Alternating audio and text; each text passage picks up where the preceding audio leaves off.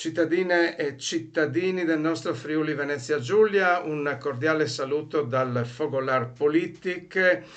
con la nota di soddisfazione oggi per il fatto di vedere in questi giorni alla ribalta della stampa la notizia che il consigliere regionale che si sarebbe più impegnato nella sua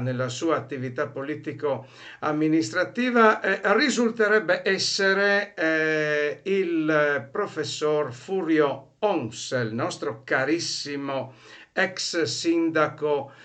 di Udine, che Fogolar Politic voleva di nuovo alla guida della città,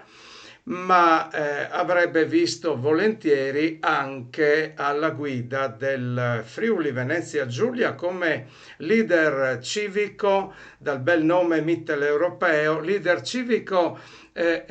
promanante da quella capitale storica della patria del Friuli, che in fondo è il nucleo originario della regione che si appresta ora a festeggiare il suo 60° anniversario. I complimenti più vivi al professor Onsel, che abbiamo conosciuto come grande interlocutore del civismo,